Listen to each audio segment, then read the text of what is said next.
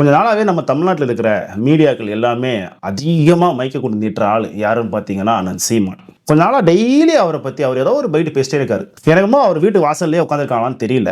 ஆனால் நேற்று திருநெல்வேலியில் அவங்களுடைய கட்சிக்கு ஒரு ஆலோசனை கூட்டம் நடந்திருக்கு. அந்த கூட்டத்தில் ஒரு பெரிய சலசலப்பு. அங்கே கட்சிக்காக உழைத்த ஒரு நிர்வாகியை கேள்வி கேட்கும்போது அவரை சீமான் தகாத வார்த்தையால் திட்டுறதாகவும், அவர் எதிர்த்து பேசும்போது, எதிர்த்து கேள்வி கேட்கும்போது சாட்டை துரைமுருகன் அவரை அடிக்க பாய்ந்ததாகவும் வெளியில் நிறைய பேர் குற்றச்சாட்டு வைக்கிறாங்க.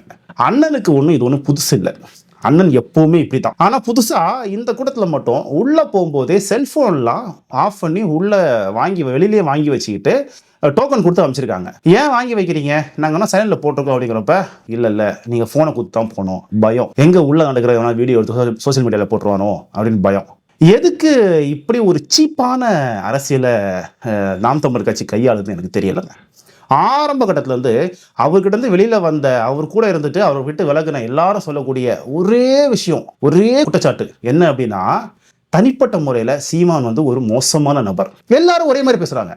அவர் யாரையும் மதிக்க மாட்டாரு, ஒரு சர்வாதிகார குணம் கொண்டவர், மாத்தி பேசினா கூட அதை பொய் சொல்றாங்கன்னு சொல்லலாம். எல்லாரும் ஒரே மாதிரி பேசுறாங்க. ஒரு கட்சிக்குள்ள ஒரு பிரச்சனை இருக்குது, அந்த பிரச்சனையை ஏன் உங்களால பேசி தீர்க்க முடியாதா? ஏன் இங்க எந்த கட்சிகள்லையும் பிரச்சனையே இல்லையா? ஏங்க பொதுவா ஒரு காரணத்துக்காக ஒரு 10 பேர் கூடுறான் அப்படின்னா அந்த 10 பேருக்கும் 10 விதமான ஒப்பீனியன் இருக்கும். அந்த ஒப்பீனியன் எல்லாம் டிஃப்ரெண்ட் ஆஃப் ஒப்பீனியன்ஸ் இருந்தா கூட அவங்களெல்லாம் ஒன்று சேர்ந்து அவங்க எந்தெந்த விஷயத்துல ஒன்னா வராங்களோ அவங்களும் கூட்டு சேர்த்து ஒரு குழுவா இயங்கினாதான் நமக்கு இருக்க அந்த இலக்கை போய் அடைய முடியும். இது சாதாரண மனுஷனுக்கும் தெரிஞ்ச விஷயம். இது ஏன் அண்ணனுக்கு தெரியல? தெரியாமலாம் இல்ல, தெரியும். ஆனா ஏன் அப்படி பண்றாருன்னா, அண்ணனுக்கு இலக்கே இல்லை. நான் ஏற்கனவே ஒரு வீடியோவில் சொல்லியிருப்பேன். அந்த வீடியோ நான் இங்கே ஐபட்டனில் போடுறேன் பாருங்க.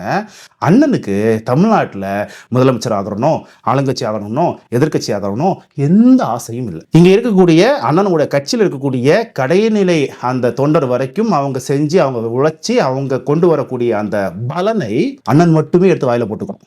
இதுதான் அண்ணனுக்கான அஜெண்டா. கடைசி வரை ஜம்முன்னு எல்லாரையும் குறை சொல்லிக்கிட்டு மேடையில் போய் கத்திக்கிட்டு ஜாலியாக சுற்றி வரணும். இதுதான் அண்ணனுக்கான அஜெண்டா. அப்போ இங்க கட்சிக்காக 8 வருஷம் 10 வருஷம் ஒருத்தன் உழைக்கிறான் இல்லையா, குறைஞ்சபட்சம் அவனுக்கான மரியாதையை கூட கொடுக்கறதுக்கு அண்ணன் தயாரா இல்லை. ரொம்ப கஷ்டமா இருக்கு. அதுல ஒருத்தர் சொல்றாரு, எங்களுக்கு எதிரில் நிற்கவங்களுக்கு கூட தெரியும் நாங்க என்ன விதமான வேலை செய்யறோம் அப்படின்னு. 100% உண்மைங்க. மற்ற கட்சிகளை செய்யற வேலையை விட நாம் தமிழர் கட்சி இன்னைக்கு 6% மேல ஓட்டு வாங்குது அப்படின்னா அது சீமானுடைய உழைப்பெல்லாம் இல்ல.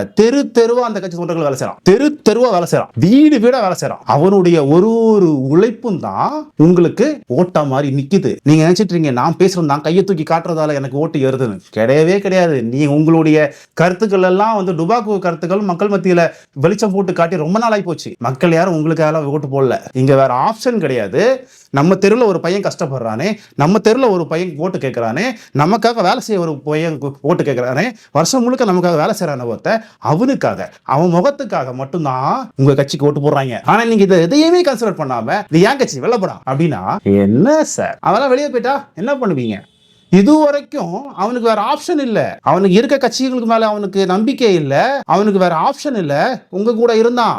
இன்னைக்கு ஒருத்தன் வந்துட்டான், தமிழக வெற்றி கழகம் சொல்லிட்டு ஒருத்தன் வந்துட்டான். அவன் நல்லவன் கெட்டவங்கிறது இன்னும் ப்ரூஃப் ஆகல. ஆனா கட்சிக்காரனுக்கு ஒரு ஆப்ஷன் இருக்கு, அதை மறந்துடாதீங்க. அவன் நேரம் அங்க போய் சேர்ந்துட்டா வச்சுக்கோங்களேன், வித்தின் எ செகண்ட்ல உங்களுக்கான 6% ஓட்டு அலேக்கா தூக்கிட்டு போய் அங்க வச்சிருவான். ஏன்னா உங்ககிட்ட இருக்கிற ஒருத்தனுக்கும் உழைக்க தயங்காதவன், தெருவா போய் பிரச்சாரம் கூடியவன், அவனால நீங்க எழுதிட்டீங்கன்னு வைங்களேன், திவால் ஆயிருவீங்க. கட்சி காணாம போயிடும். அப்புறம் நீங்களும் லெட்டர் பேட் கட்சி இன்னும் வச்சுட்டு இருக்க வேண்டியதான், வீணா போயிருவீங்க. சரியா? அதனால நீங்க ஆளணும், நீங்க நிறைய ஓட்டு வாங்கணும் அப்படிங்கலாம் என்னோட ஆசையே கிடையாது. குறைஞ்சபட்சம் உங்களுக்காக முழு நேரமா ஒருத்தன் உழைக்கிறான் பாத்தீங்களா, அவனுக்கான மரியாதையை கொடுங்க.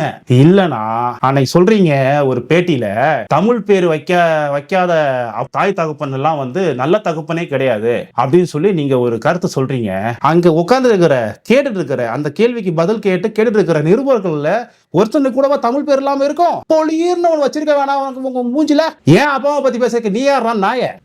என்னமோ பெருசா சொல்ற, தமிழ் பேர் வைக்காத பெற்றோர்கள் அப்பா அம்மா எல்லாம் நல்ல அப்பா அம்மாவே இல்ல அப்படிங்கிற அங்க கேட்டிருந்தேன். பொலியர்னு வச்சிருந்தான்னு வைங்க, அடுத்தோடு நீ பேச மாட்டேன். இனி இதுவரை இங்க அடி வாங்கல, அதனாலதான் பேசிட்டு இருக்கிற. ஏன்னா எங்களுக்கு எல்லாம் நாகரிகம் தெரியும், நீ இன்னும் குரங்காவே இருக்க, பரிணாம வளர்ச்சி அடையாத குரங்காவே இருக்கிற. அதனாலதான் நீ இப்பெல்லாம் பேசிட்டு இருக்கிற. அதனால சீக்கிரமா நீ இன்னமும் காட்டுமிராண்டித்தனமா நடக்கணும், உன் கட்சி காணாம போகணும், உனக்காக உழைத்தவர்கள் எல்லாம் வந்து வேற யாருக்காவது உழைச்சி உன் கண்ணு முன்னாடியே மத்தவங்களை வாழ வைக்கணும்.